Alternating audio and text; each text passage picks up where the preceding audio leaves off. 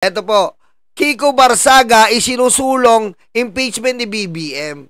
Yung mga ganito pong tao na may saltik sa pag-iisip, na katulad ni Sara Duterte, ang mabobola lang nito ay sino? Yung mga katulad niyang may saltik na DDS.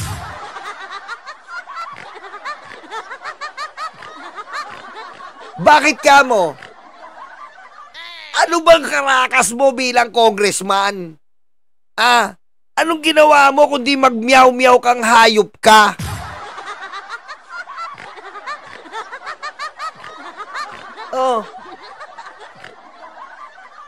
Umatin ka ba? Majority yan dati, tandaan nyo. Majority yan dati. Nung mga unang hearing po. Yung mga unang hearing, hindi po yan umatin ng komite. Paano nyo sasabihin ngayon na yan ay para sa tao? Dapat umatin siya sa infrastructure. Na infrastructure hearing committee ng Kongreso. Dapat umatin din siya sa pag-hearing ng iba't ibang mga budget. Walang ginagawa to kundi magbaliw-baliwan sa kamera.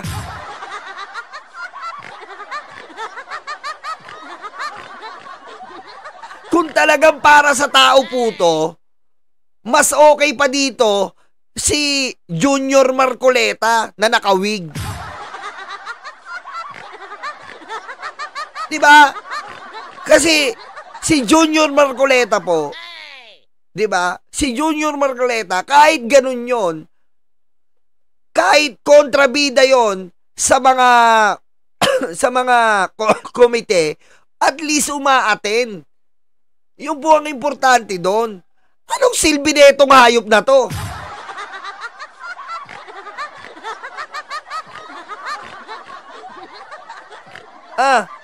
Anong silbi neto?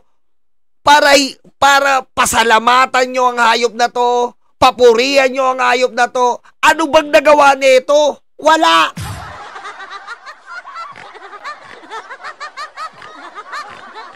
Diba? Kung sana ako katulad dyan ni Junior Marcoleta, kumukontra-kontra, katulad dyan ni Ungab, nagplenaryo, talagang lumalaban para sa pinaglalaban niya. Ito ano nilalaban nito? Kabaliwang, kabuangan.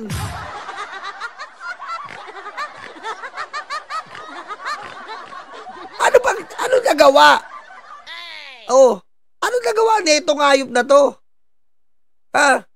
Wala naman nagawa eh. Puro bunganga. Ganun ba yung trabaho ng congressman? Puro ka bunganga?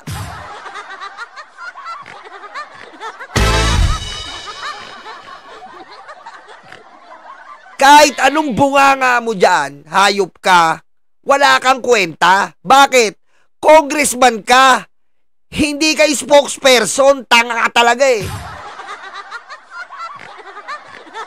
Hindi ka ba naman may sayad sa utak eh. Kung mahal mo yung Pilipino, gumawa ka ng batas. Kung mahal mo yung bayan mo, gumawa ka ng batas. Kaya ka tumakbo para gumawa ng batas. Hindi mag-live, hindi mag-video ng kung sino doon. Tanga! Patayin mo si BBM? No joke.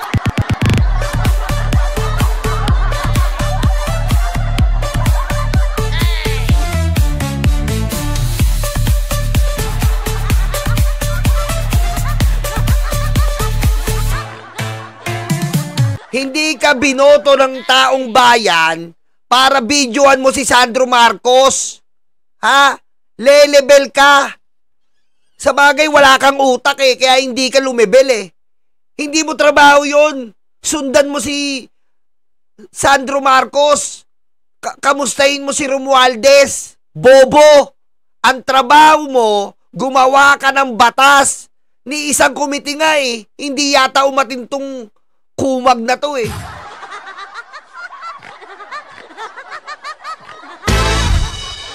Ayan po ang isang walang kwentang congressman. Paano ba maging congressman? Ganito po ang congressman. Congressman, since 2022, 70 principal authored bill. Ano ba yung bill? Batas. Yun po ang ginagawa ng congressman. yung nasa kaliwa, ganyan rin po ang isa sa mga walang kwentang congressman. Zero Principal Author Bill. 2019 pa yan. Nagluluga na. Ikaw talaga.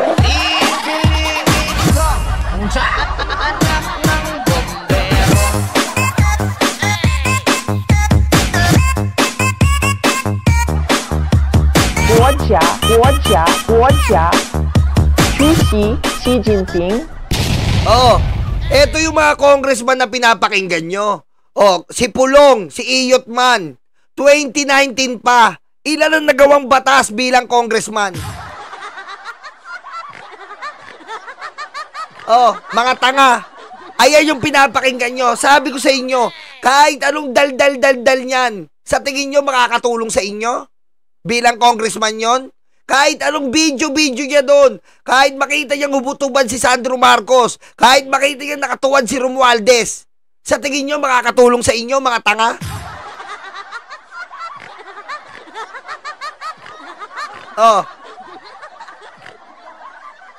Hindi makakatulong. Kasi nga, hindi nila trabaho yon. Hindi trabaho mag-video, hindi trabaho mag-post, umiyak kay Trillanes. Ganun katanga to si Pulong.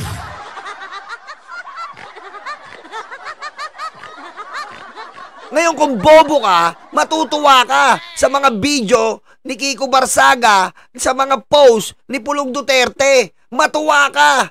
Kasi yun na lang ang trabaho nila. Hindi katulad dito, 70 principal authored bills si Sandro Marcos. Eto walang ginawang batas para sa Pilipino. Matutuwa ka? Abay tanga ka. What the fuck?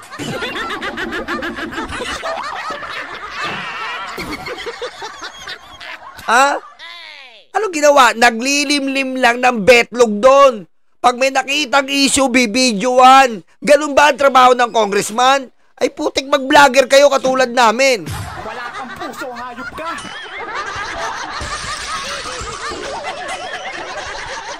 Diba? Mag-vlogger na lang kayo. Kesa ang ginagawa nyo, magbibideo, magpo-post, mag-vlogger na lang kayo. Tama po, Jico, di ba? Si Kiko Barsaga ang nawawalang anak ni Rowena Guanzon. Kanino? Kay Gutesa. Patayin mo si BBM? No joke.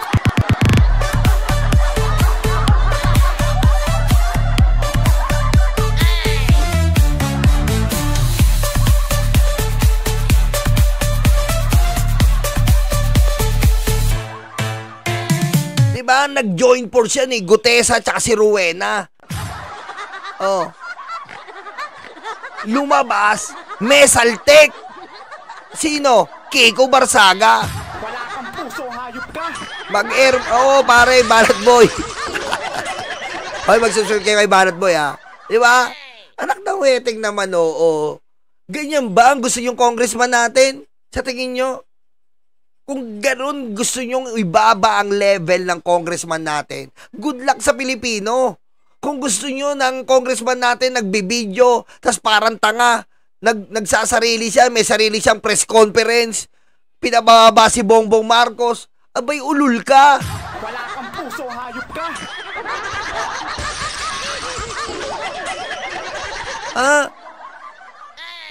Sino ka para magpababa? Anong nagawa mo sa Pilipino? Para maningil ka sa taong bayan. Babaliw-baliw ka, magpapababa ka? Diba? Pwede sana manawagan pa Respeto si Ungab. Okay pa si Ungab. Sabihin natin may si Ungab. Yan. Pwede yung congressman nagpapaba. Si Ungab. Kasi experience. Kahit pa paanong medyo tanga, experience. Stoby Chanko. Diba? Stoby Chanko. Yan ang pwede mga manawagan. Pero si Kiko Barsaga, si Pulong Duterte, anong nagawa nyo?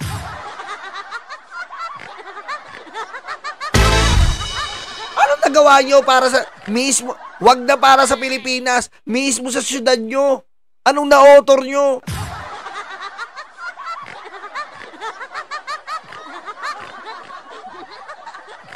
Mayaya kayo.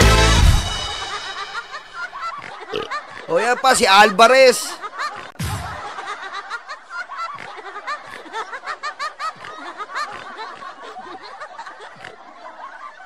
Okay, dumako na tayo dito. Ito na po, ombudsman na po. Ayan po, official statement daw po. Si Amy po ay hindi mapababa ang baba niya para hindi bumaba ang pagkababa ni Remulla. Naintindihan nyo? Naintindihan nyo ba? Diba? Binaba na po ang pasya para mapababa ang ombudsman at pumasok ang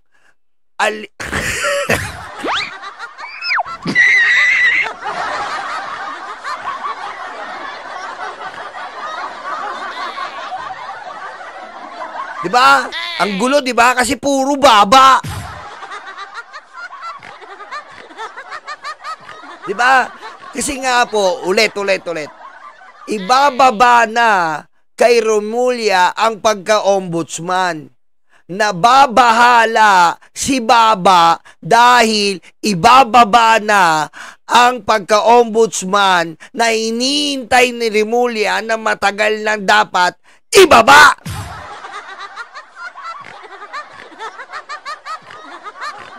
Ano sabi? Adictus Rex, sa Lunes, nakatakdang irangin si Boying Remulla bilang ombudsman. Tunay ngang kulay itim pa rin ang kulay ng bayan. Ano?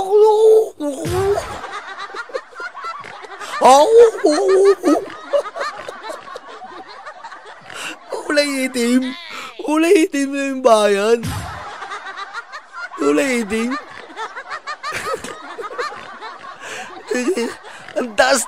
Ang tanga mo talaga, Amy. Ang taas-taas ng Meralco. Ayaw nga bumaba. Paano kulay itim? Ang taas ng Meralco Bill. Ang lakas ng ilaw.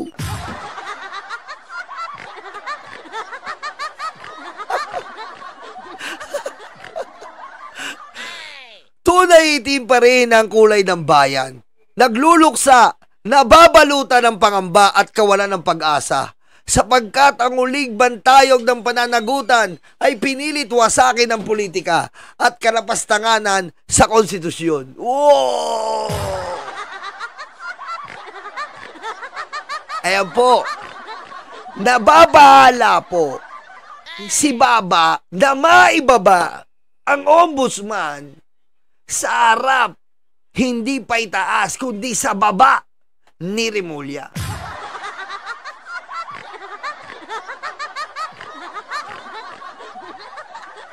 Babanggitin sa liyam na to ang pagkabahala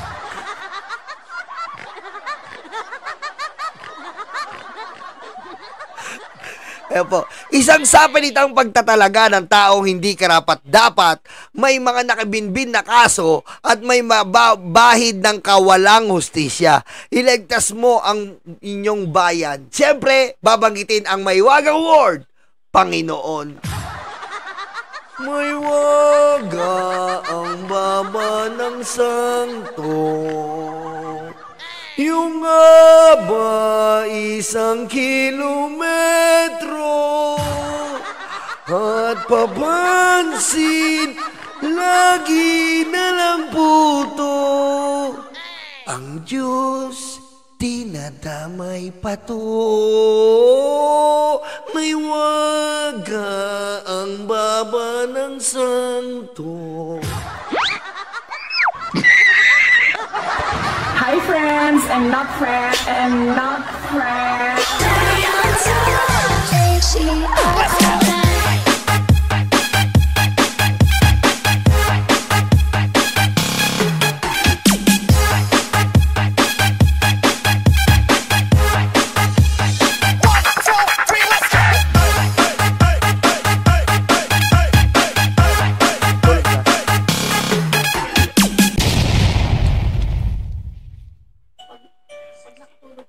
Bakit ba nakakatakot si Remulla?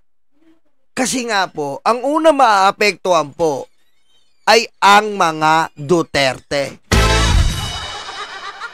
Yan po ang kinakatakot na maibaba ni Baba Amy. Kasi po, kapag si Ombudsman Remulla na po ang ombudsman, katakot-takot po ang ikakaso niyan sa mga Duterte. Ngayon nga lang po kinasuhan siya pero invalid yon. Bakit ma'am invalid? Putik, paano mo masasabing kidnapping or ano man tawag nila sa ginawa kay Duterte? Kinikater ng ICC, Your Honor, Mr. Chair. How can this be a kidnapping when the ICC is catering Rodrigo Roa Duterte and not just catering? They are awaiting for the decision of the ICC in which they have 3 counts of cases. Okay? Paano nangyari yun?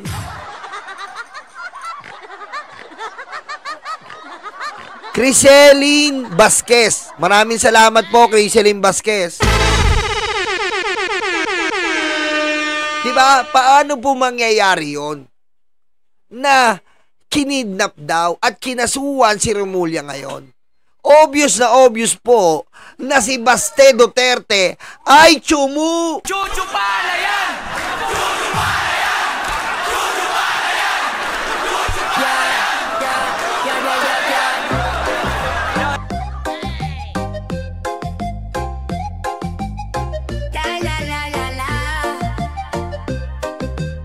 Sabi ni Barbie, laban tayo, suntukan tayo, suntukan tayo. Diba? Obvious po ang pangaarang ni Baste. Ayaw niya nang mawawala ng lalaki sa tabi niya. Chuchu pala yan! Pero tumakbo, wag lang ito, deskin niya oke, daging na mapanwe, parehas malandi, parehas ugali. Mahilig si Baste, Barbie Duterte, na talagang makipagdikdikan sa mga lalaki.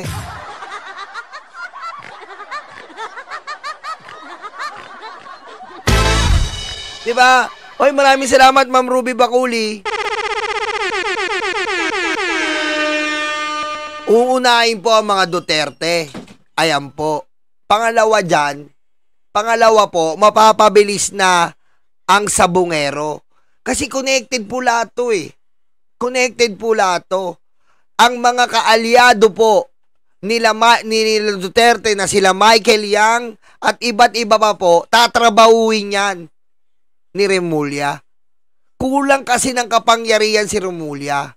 And yung kapangyarihan na iniintay ni Remulla ay nasa ombudsman.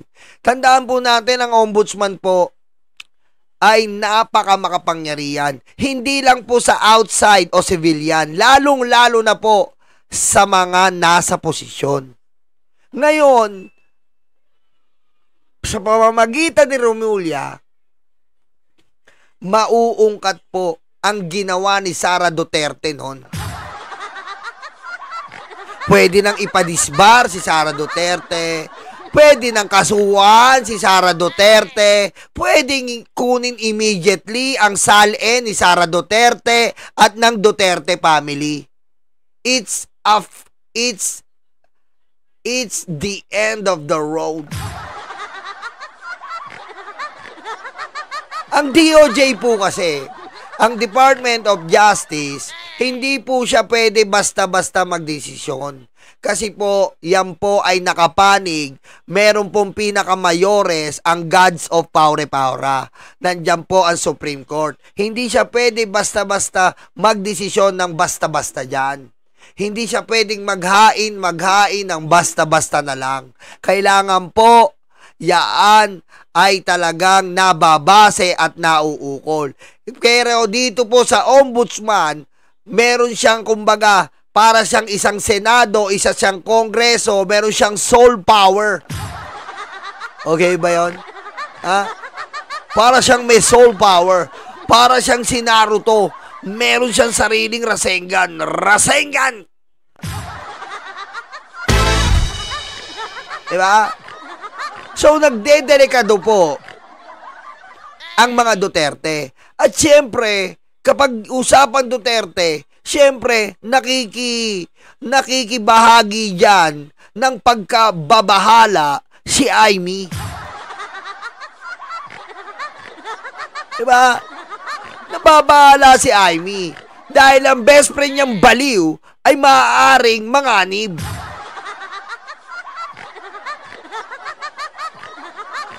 Diba?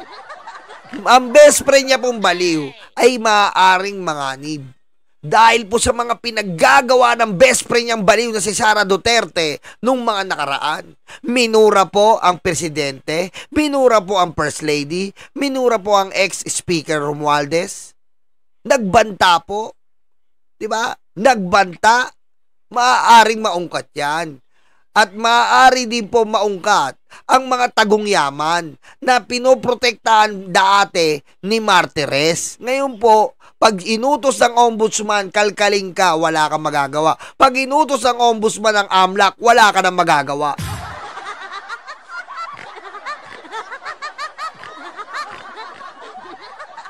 May power po ang ombudsman sa AMLAC. Kaya niyang utusan ng AMLAC, kaya niyang utusan. Yun po ang power ng congressman.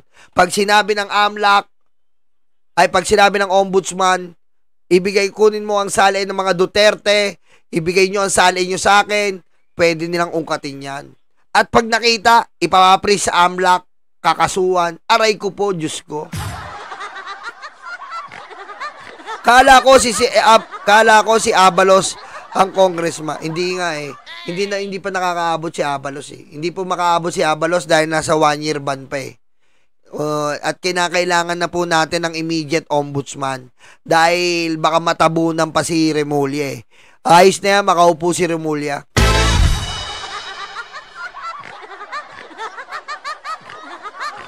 Okay?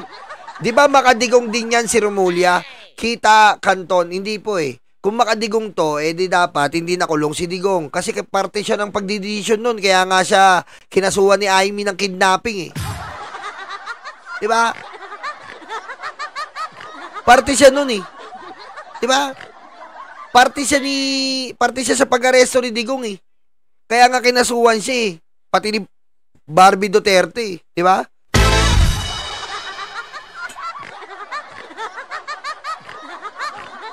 Diba? Pero malaman natin, diba? Malaman natin. Kababata ni PBBM yan si Boying. Kaltukan nila ni si John Vic, ang mga bata sila tol random news. Ayan, sabi ni Barat Boy, magkababata pala yan. Diba? Pero ako may tiwala ako dito kay Boying. May tiwala po kasi ako. Bakit kamo? Nung nag-hearing po si Amy tungkol sa kidnapping ni Digong, ano sabi ni Boying? Sabi niya, mas dapat intindihin po natin ang mga biktima ng EJK. Di ba, binara niya si Amy? Si Amy, umaba yung baba, nagsisinungaling eh. Dito muna. Iniintindi na naman namin ng EJK eh. Umaba na naman. Dito na. Kung sabi ni Boying, kung iniintindi nyo, dapat nagpatawag kayo dito para maramdaman natin ang nararamdaman ng mga biktima ng EJK. Humaba na naman. Diba? Hanggang yung tinuturok sa Senado, baba na ni Amy, podium. Patayin mo si BBM? No joke.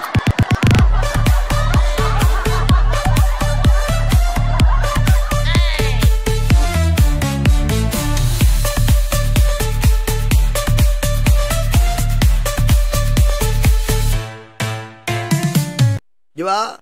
Kaya po, abangan po natin yan. Ha? Abangan po natin yan. Ito po next week, marami po mangyayari. Marami po mangyayari itong next week. Kaya abangan po natin ang mga susunod na kabanata. At titignan po natin kung talagang mapapalitan na talaga ang mapapalitan. Marami po magpapalitan, pero may mga pinapanawagan tayo na wag mapalitan. Alam niyo na yan kung sino? Si Lacson. Di ba?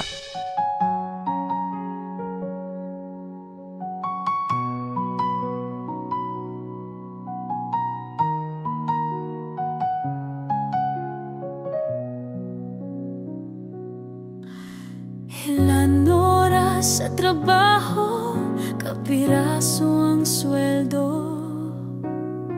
Habang sila nag-aantay ng porsyento, kami ang nakukuba, hirap at nagdurusa.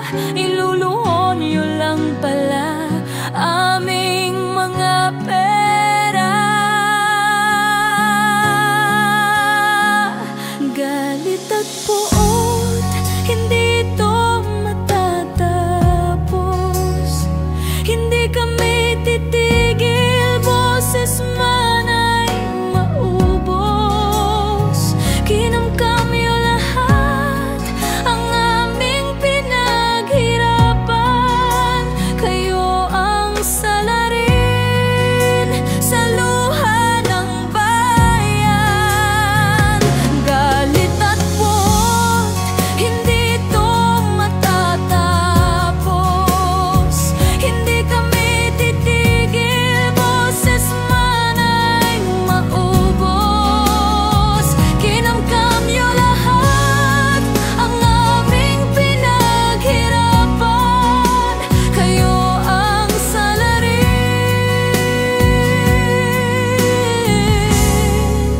sa luha ng bayan.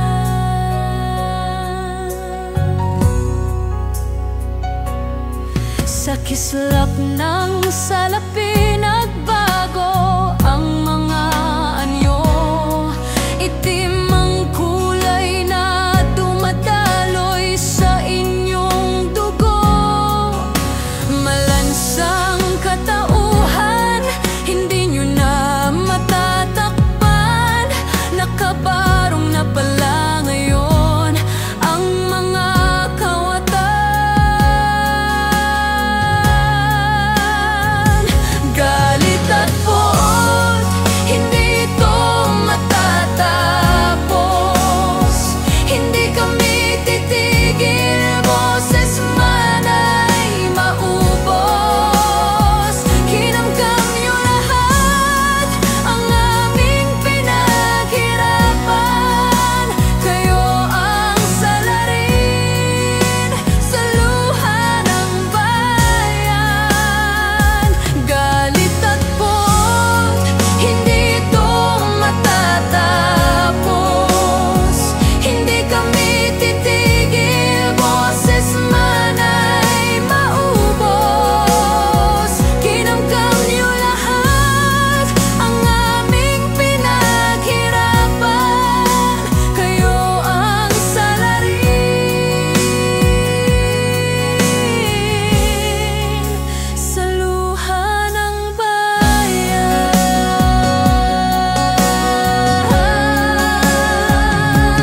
Totoo pala ang multo, nakakatakot ito. Kinaibigan nila, inutusang kainin tayo. Lagi silang gutom hanggat may natitira. Sasagpangin nila mga walang kaluluwa.